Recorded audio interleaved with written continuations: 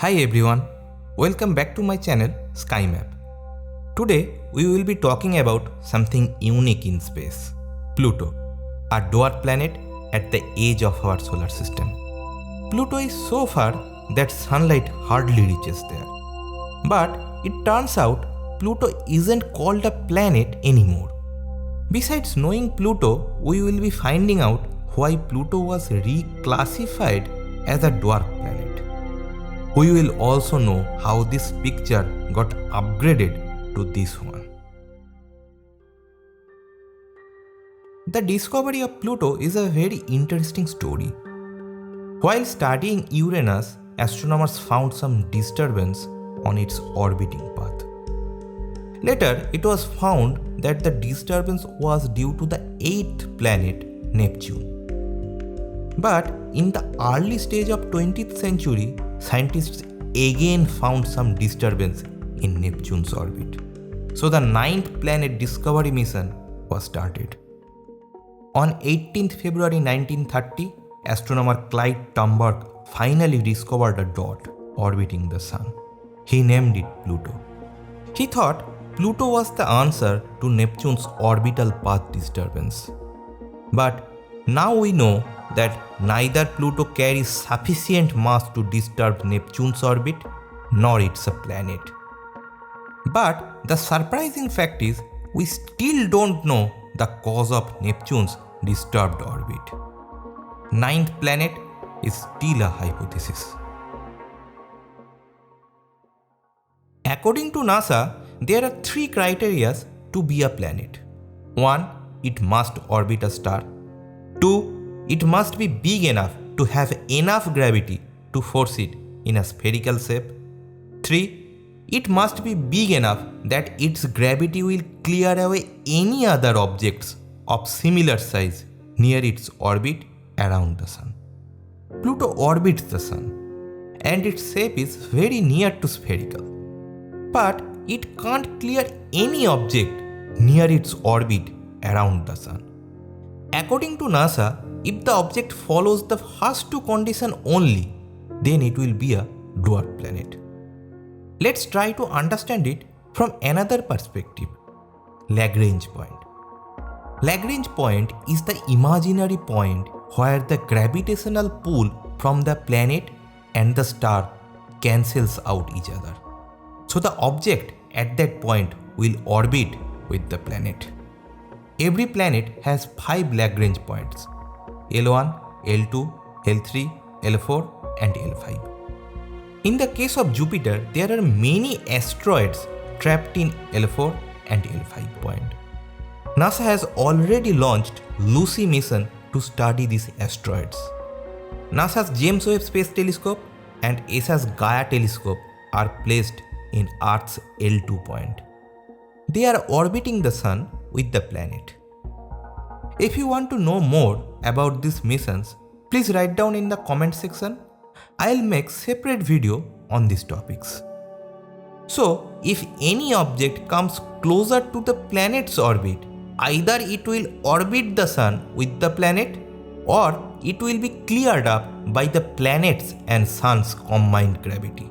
Pluto is unable to clear any objects on its orbit, and it doesn't have any Lagrange point because of its low mass and big orbit. That's why it is a dwarf planet. The region beyond Neptune is called Kuiper Belt, and Pluto is the first discovered object in Kuiper Belt. Its orbital plane makes a 17-degree angle with our solar plane. Its orbit is extremely elliptical. At its farthest stage, it is 49.3 astronomical unit away from the Sun. And at its closest point, it is just 30 astronomical unit away from the Sun. For the reference, 1 AU or astronomical unit is almost equal to the distance between Earth and Sun. It takes 248 years to orbit the Sun once. Pluto's mass is 0.22% of the mass of Earth and 17.7% of the mass of Moon. Its diameter is 2390 kilometers, which is about 70% the diameter of Moon and about 18% the diameter of Earth. So it's even smaller than our Moon. Just think how small it is. Before launching NASA's James Webb Space Telescope, the Hubble telescope was the most powerful space telescope. After years of observation, Hubble released this image of Pluto in 1996. In 2003, Hubble released another image of Pluto with little more detail. We also saw some moons around the Pluto. CHARON, the biggest moon of Pluto, is exceptionally big compared to Pluto. But the observation was limited till then. But everything changed after the New Horizons mission. In the year 2006, a compact spacecraft named New Horizons was launched by Atlas V rocket from the Cape Canaveral space station. It was not a high-budget mission. The objective was to study the Kuiper Belt objects. So, Pluto, the biggest Kuiper Belt object, was an obvious target.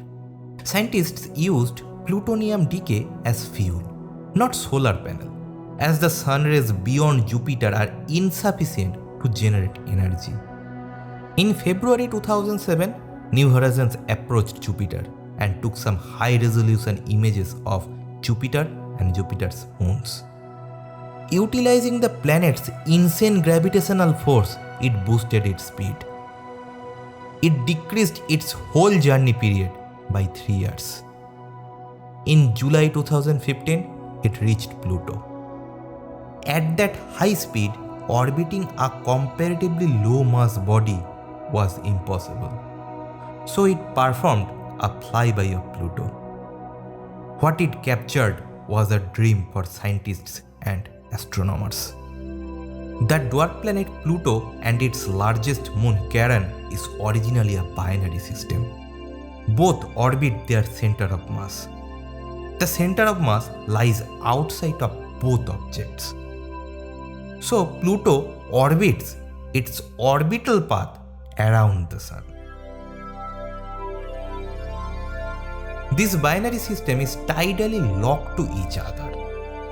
Pluto and CHARON never shows their far side to each other.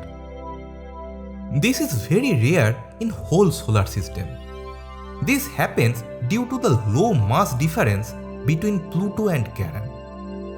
Our moon is also tidally locked to Earth, but the parent body Earth is not tidally locked to Moon. Pluto also has 5 moons, which orbits this binary system: Styx, Nix, Kerberos, Hydra, and CHARON itself.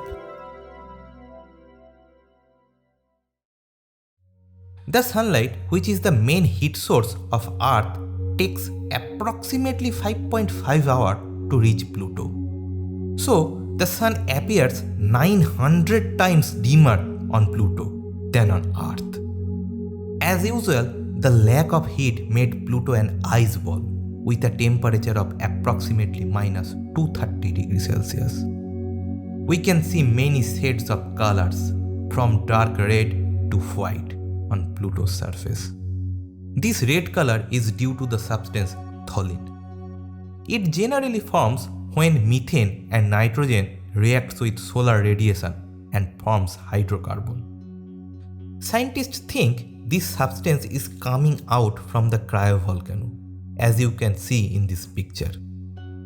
This is one of the tallest mountains in Pluto, Right Mons.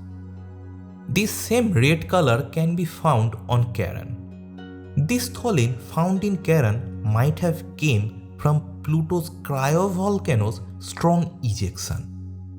A cryovolcano, also known as ice volcano, is a type of volcano that erupts volatiles such as water, ammonia, methane in an extremely cold environment.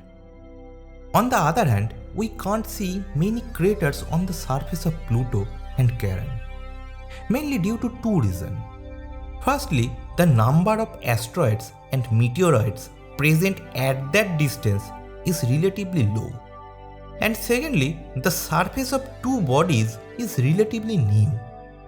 The number of craters found in this heart-shaped area named TOMBAUGH REGIO is almost zero.